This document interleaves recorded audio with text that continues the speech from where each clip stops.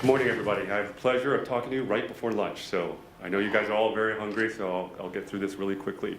But I have a short, quick video that will give you a little bit of overview of our organization, as Ben has kindly introduced. iTutorGroup's mission from the beginning has always been to transform the education model itself. We host tens of thousands of concurrent live sessions from over 60 countries around the world. We use big data analytics and technology to provide an individualized and personalized learning environment.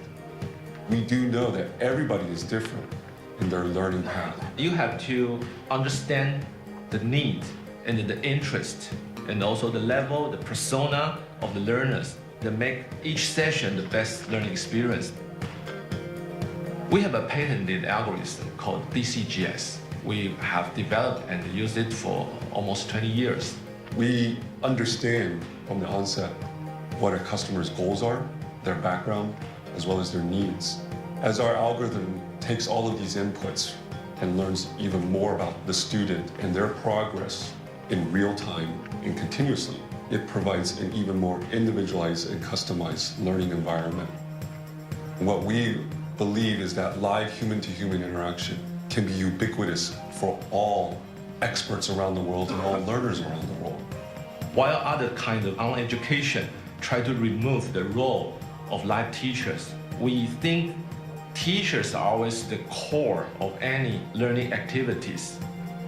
We are famous for our online English learning, but we are expanding very fast. We provide Spanish, Japanese, and besides language, we deliver the Math Olympia, test preparation. We even deliver services of teaching yoga, cooking, and playing pool or golf on the platform. We know how to make an expert interact with their audience very seamlessly. We believe this can also apply to a more general type of H2H platform. We already provide our video conferencing software to most of our corporate users. They can use this as the interview or internal training or deliver their own courses or seminar to their audience. The ultimate goal is to make every kind of professional provide their consulting services or even the selling processes on our platform. We've got a very strong foundation in EdTech. We're looking to partner with virtual reality, with AR companies, with all sorts of companies that can make education a more interesting environment. The opportunity there is limitless. I'm looking forward to the future of iTutorGroup as we continue to expand our online education platform around the world. We are bringing education to people who normally don't have access to that. And through our technology, we're able to level the playing field. Learning is a lifestyle. You are trying to break the status quo, and we know that that can be very challenging, whether through innovation in technology, service, or business model. Everything we do is to help you get there.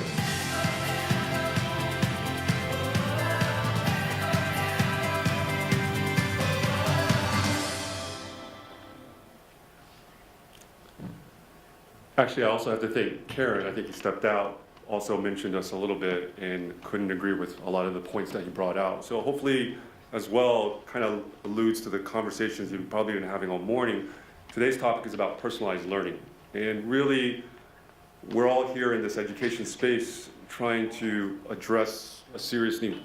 We've been talking about education as a broken system for decades. Everybody here in this room would all agree that the way we do education in this world has been broken for many, many decades.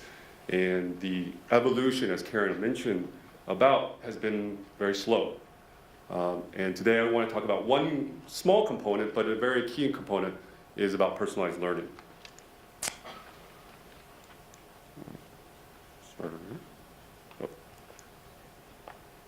So just to also give you a little bit quick facts about our organization, we have about 10,000 live teachers in about 80 countries, teaching 24/7, 365 days a year. We host 10,000 plus live connections. So what we do is live human-to-human interactions. The key for us, as we mentioned in the video, is not trying to eliminate the constrained resource or not trying to quote unquote maximize the constrained resource, which is the teacher.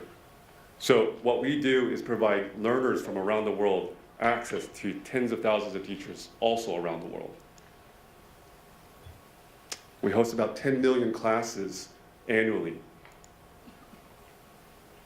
And the way we do this, and the reason we're all here to talk about technology, is through technology. It is only because of technology, in our experience over the last 18 years doing this, that has allowed us to connect learners, educators, service providers, experts, if you will, from around the world in a live human-to-human fashion with content all online.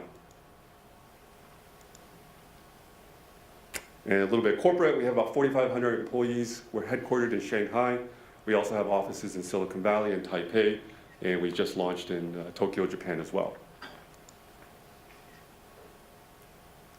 So iTutorGroup is at the group level. We're probably well known for the variety of brands that we do today. VIP ABC is our English language learning product in China. Tutor ABC, our oldest brand, is also our English language learning product in Taiwan. And of course, not only do we serve professional adults learning a new language, we also serve the K-12 market. In the K-12 market, we go beyond language learning. We do math and science and other subject matters. But also very exciting are some of the other projects that we have, other business units that we have. We do Mandarin Chinese language learning around the world. We have students in 20 countries actively learning Mandarin Chinese. We believe that while Spanish is still the #2 language being learned in the world, Mandarin Chinese is an up-and-coming trend. And then we have other 2 programs that are very technology focused. One is VLive Show and one is Live H2H. But let's talk a little bit about what is personalized learning and why are we here today. We hear a lot about it. And we need to understand what personalized learning is at its core. For many decades, for many eons, we've talked about this idea of personalized learning, but I don't think we've really reached that kind of apex of understanding until just recently. But to do that, to understand this, we want to learn a little bit about the history. In the past, personalized learning has been a very time-consuming and difficult task to do. Because as we look at what education is today, it's probably the only business model out there in the world that is allowed to treat its customer, the learner, as a bell curve. Imagine any other business in this world, Amazon, Google, where 1 standard deviation, 2 standard deviations is not served. In fact, the only reason these companies exist is because of that 1 standard deviation, right? So personalized learning has always been talked about but not executed because of constrained resources. And we're going to talk a little bit about how we take care of those constrained resources. So one of the constrained resources is geographical constraints. As you've heard a little bit in why EdTech exists today, is that normally in traditional education, I am bound by my geographical location.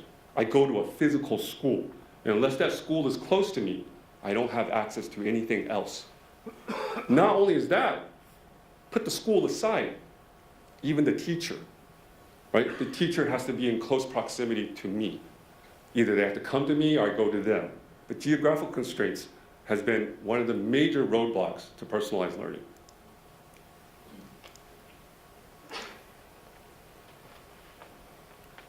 The biggest one is time. Time is the other constraint that causes us to sub-optimize personal learning.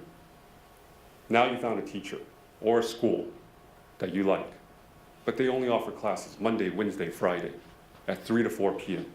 But you have a job.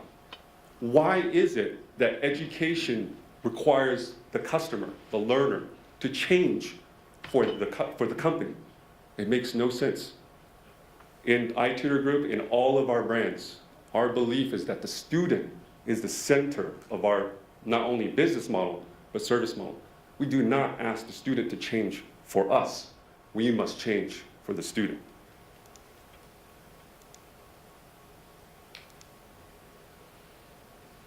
The other piece, as we now evolve into a much more online place, is what we call the searching costs.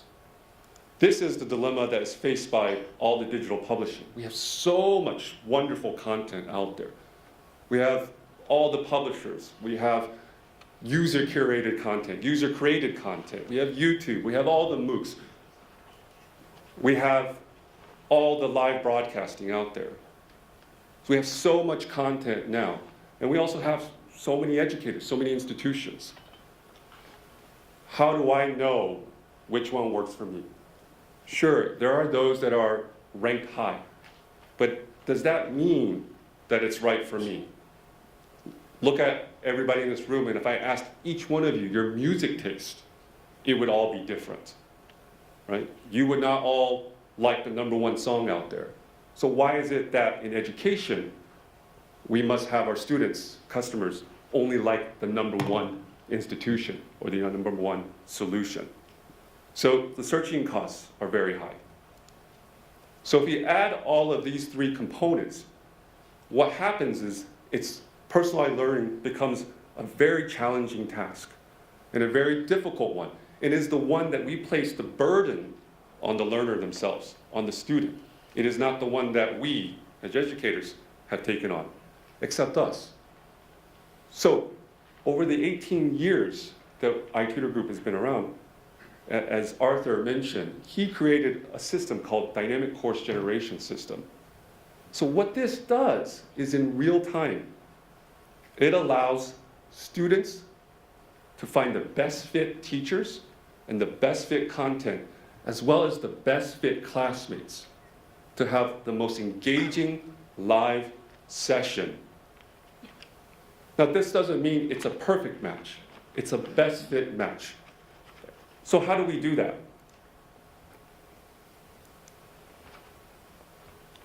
First, you have to understand the learner. So obviously, as with any kind of learning algorithm, you need initial data points. So it starts with the pre-assessment, understanding not just what the learner's goals are, obviously, but their background. So any historical information, their demographics, what are their goals, what are they trying to achieve? These are what we call semi-hard tagging. These are things that are usually non-changing or slow changing over time. So we have about 128 data points that help us identify that. And those data points are constantly increasing over time. As we start looking at different factors that drive learning behavior, drive high efficacy, drive engagement, we begin to add and continue to feed our algorithm to better understand who the learner is and how they learn. But that's one component, and that's the initial component. Then part of that is the starting to learn about how the learner learns, how they interact and how they engage.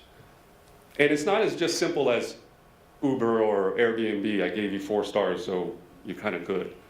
It's also understanding how do they interact. A learner and a teacher are two individuals. Just again, because I as a student may not like Jerry as a teacher, doesn't mean that that is a bad teacher or I'm a bad student. What it means is that there are some factors around that that has led to an inefficient or ineffective session. So starting to understand, let me give you another example. Engagement. People learn through engaging. We all know this. We all sit here in this room. We're all in the education world. The more engagement that you have, the more engagement with the content, the more engagement with the teacher, the higher the efficacy of learning. So in our own systems, because we do live human-to-human interaction, we actually know the level of engagement each student has with every different teacher, with every content, and even with their classmates. So by understanding that, we actually start to understand, they may have high engagement with one classmate, high engagement with one teacher, low with one classmate. So we start to rearrange and understand what drives that level of engagement. But then again, that's still one component. The next piece is the continuous feedback that you get from all aspects of that learning environment, whether it's from the students themselves, whether it's from the teachers, whether it's from the administrators that are involved, the parents, All of these data points come together to continue to drive that learning lesson, that session engagement. So that way, as DCGS continues to evolve, it starts to know even more. Then what happens is you realize students change. They become different. Today they may have wanted to learn X. Tomorrow they learn Y. But how can you do that when you're constrained by who's making that assessment?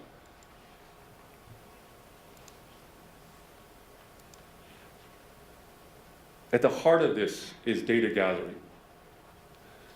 But it's not just simple taking a test. Did I get it right? Did I get it wrong? Where did I get it right? Where did I get it wrong? Of course, that's important. But it's how they behaved through that. Did they understand? Did they engage? You may be teaching the same concepts, two different teachers, two different contents, teaching the same exact concept. But one has a higher level of efficacy for one particular student. Do you understand why that is? How did they engage with that content? How did they engage with that teacher? How did they engage with their classmates? Maybe it was the classmates. We've all been in college or MBA programs where we had to do team exercises. And we always had that one guy that never showed up. We had to carry his weight, right? We all know that. Maybe that was me. But that has a huge impact to how you learn. So do you understand the entire learning environment? And this is where technology can provide its true power, true understanding. We're not here to eliminate content. Content is king. Content is important. But content is not enough. We're not here to eliminate teachers. In fact, until the robots and the AI start to exceed how we even do things. And if that's the case, we don't even need to exist ourselves. But they're just tools for the teachers so that they can maximize their own efficiency. But it's not to eliminate them. We cannot eliminate. I'm standing up here talking to you. We're out in the hallway interacting. That can't be replaced. Not yet. Until you can replace the human race, that doesn't go away. So all of that data from that live engagement is key and critical to be able to understand what's next for the learner. Then what do you do with that data? The next piece is then to find, and this is where the algorithm must come into play. And it can't be a static, learning path. It has to evolve. The algorithm has to start understanding borderline artificial intelligence, to start understanding the match points beyond what you maybe as defined in your original use case. We've been doing this for 18 years. We have immense amount of data, not only on people's assessments, how are they learning, we have live interaction data points. So then what we do is in real time, because all of our classes are on demand. We don't ask you to schedule. You want a class in 10 minutes, you get a class in 10 minutes. Because once again, how dare I make you, the customer, wait on me?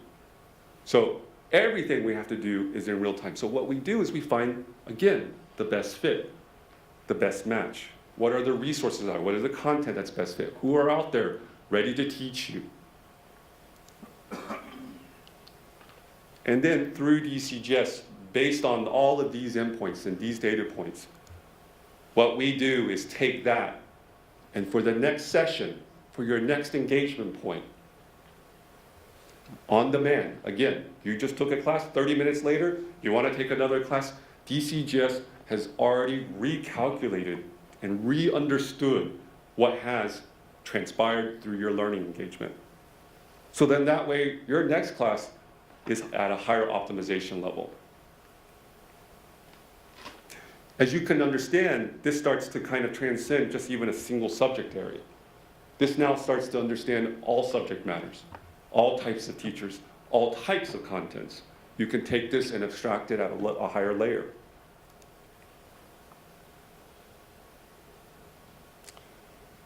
So through all of these, as I step one step back and look at how we in education technology and education in general can really drive success in learning, success for our customer.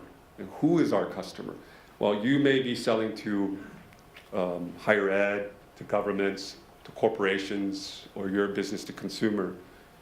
At the end of the day, your customer is only the learner, no matter what your intermediate customer may say. Granted, you may need to satisfy certain needs for that intermediate customer, but if the learner does not learn, it doesn't matter.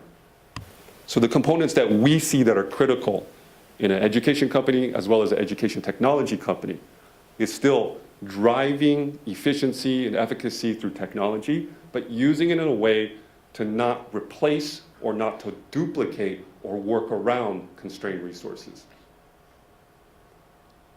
Understand what the true problem is and tackle it head on. Karen earlier said the first evolution of education was the CD-ROM. 18 years ago, think about when that was. That's also when we started. Everybody said, record the teachers, put them on CD-ROMs and print cash. And we said, who learns from that? Karen said that nobody even opened that CD-ROM, and that's absolutely correct. So the next piece is really that human-to-human interaction. Recognize education is a high-touch, high-service business model. It is no different than these wonderful hotels that we stay at.